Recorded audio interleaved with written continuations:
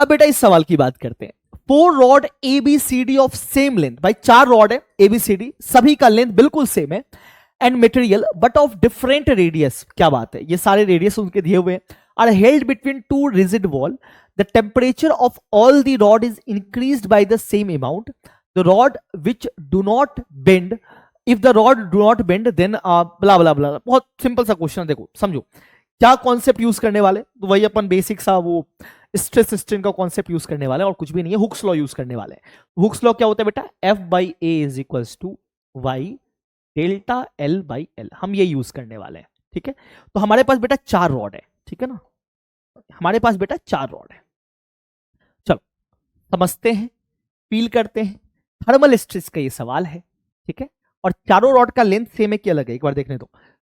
4 rod ABCD of same length, ये मान लेते हैं रॉड नंबर A, बेटा ये मान लेते हैं रॉड नंबर B, ये मान लेते हैं रॉड नंबर C, और बेटा ये मान लेते हैं रॉड नंबर D। तो अपन 4 रॉड यहां पे सबसे पहला ये जूम कर लेते हैं, 4, ये 4 रॉड है। दूसरी इंपॉर्टेंट बात है क्या, बट रेडियस सबका सेम नहीं है, तो एक का रेडियस है R, एक का रेडियस है √2R और √3R और 2R, ये है √3R और ये है 2R, रेडियस सबका अलग अलग है। ठीक है, चलिए बहुत बढ़िया। और held between 2 rigid wall, 2 rigid wall के बीच में रखे हुए। The temperature of all the rod is increased by the same amount. अब देखो होने क्या वाला है, समझना, तुमने क्या किया, इन सारे रॉड के टेम्परेचर को डेल्टा T से इंक्रीज किया, टेम्परेचर इंक्रीज किया। अब देखो होता क्या, जनरली होता क्या, मान लेते हैं सारा रॉड सेम मटेरियल का बना हुआ है, ऐसा अपन मान लेते हैं, वैसे कुछ दिया नहीं है ना इसके बारे में, मटेरियल दिया हुआ है, सेम मटेरियल दिया हुआ है। अगर सारे रॉड का मटेरियल सेम है तो coefficient of expansion, linear expansion जो अल्फा होगा वो सभी का सेम होगा। अगर अल्फा सभी का सेम होगा तो क्या होगा कि जब तुम टेम्परेचर बढ़ाओगे, अगर ये वॉल नहीं होते बेटा, अगर ये वॉल नहीं होते तो ये रॉड थोड़ा सा एक्सपैंड करता, जिसको आप थर्मल एक्सपेंशन बोलते हो। तो ये रॉड सारे रॉड कुछ ना कुछ एक्सपैंड करते। सर कितना एक्सपैंड करते बेटा, डेल्टा L का फॉर्मूला होता है, डेल्टा L जो एक्सपेंशन का फॉर्मूला होता है वो होता है L अल्फा डेल्टा T। अब अच्छी बात पता है क्या है, सारे रॉड के लिए अल्फा सेम, सारे रॉड का इनिशियल लेंथ भी सेम है, सारे रॉड के लिए टेम्परेचर डिफरेंस भी सेम है, तो यानी कि सारा रॉड इतना लेंथ बढ़ना चाहेगा, L अल्फा डेल्टा T सारा रॉड फैलना चाहेगा। लेकिन एक प्रॉब्लम है, क्या प्रॉब्लम है सर, दीवार की वजह से ये एक्सपैंड नहीं कर पाएगा, और अगर ये एक्सपैंड नहीं करेगा तो क्यों नहीं कर रहा, क्योंकि सर दीवार इस पे लगातार इधर से फोर्स एग्जर्ट करना शुरू कर देगा, और इस फोर्स की वजह से ये जो डेल्टा L है, ये डेल्टा L में कमी आ जाएगी। होना चाहिए था इतना लंबा, लेकिन बचेगा इतना ही, क्योंकि तुमने फोर्स लगा के इसके लेंथ को छोटा कर दिया। अब यहां पे अगर मैं आपसे पूछूं कि इसमें थर्मल स्ट्रेस या थर्मल स्ट्रेन कितना होगा, पहले मैंने आपसे पूछा, तो आपको पता है कि sir stress is equals to Y times strain, ये आपको पता है।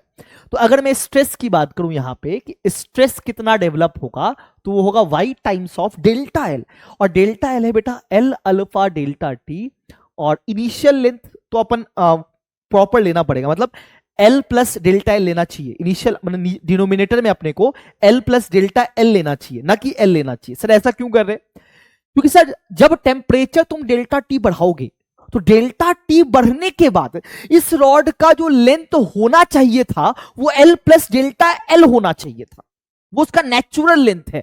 डेल्टा T बढ़ाने के बाद उसमें तुमने कमी की है, यहां पे L प्लस डेल्टा L लिखना चाहिए था, बट डेल्टा L बहुत छोटा होगा, इसलिए बेटा हम यहां L लिख देंगे, उसको नेग्लेक्ट कर देंगे। ठीक है, ये मत सोचना कि यहां सर आपने L क्यों लिखा, आपने L प्लस डेल्टा L लिखना चाहिए था, क्योंकि डेल्टा T टेम्परेचर बढ़ाने के बाद इस रॉड का natural length L plus delta L है, बट उस बहुत छोटा होता है, इंक्रीमेंट बहुत ज्यादा होता नहीं है, तो अपन नेग्लेक्ट कर देते हैं।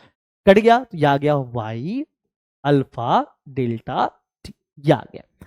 अब आते हैं सवालों पे। ठीक है, the stress in the rod are in ratio. पहली बात तो अगर आप देखो तो कहीं पे भी एरिया का टर्म आया ही नहीं है। स्ट्रेस कैलकुलेशन में सभी का स्ट्रेस बेटा बिल्कुल सेम होगा, डिफरेंस आएगा सिर्फ फोर्स में। फोर्स अलग अलग, ये वॉल का जो फोर्स है ना बेटा वो अलग अलग होगा, क्योंकि एरिया अलग अलग है, क्योंकि स्ट्रेस क्या होता है, फोर्स बाय एरिया, तो फोर्स अलग अलग हो जाएगा, स्ट्रेस सारे रॉड में सेम होगा, पहला ऑप्शन बिल्कुल गलत है।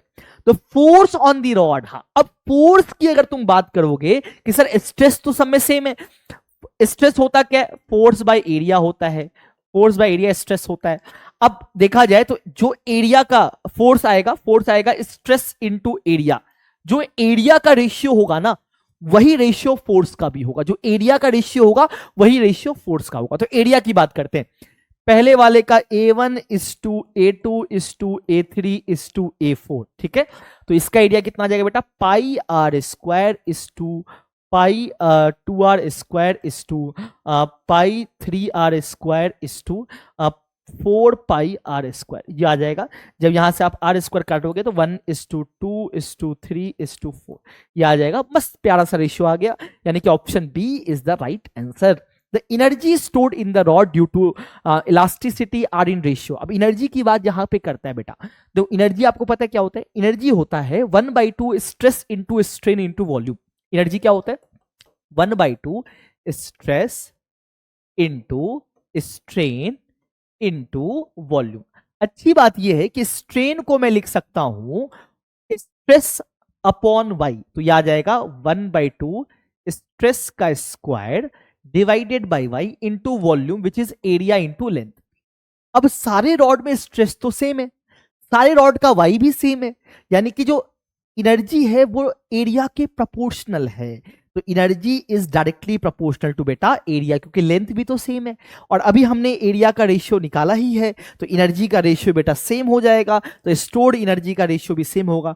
द स्ट्रेन प्रोड्यूस, बेटा अगर स्ट्रेस सेम है सभी रॉड में, सभी का मटेरियल सेम है, तो स्ट्रेन प्रोड्यूस भी सेम होगा, इसलिए option b and c is the correct answer. आई बात समझ में? चलिए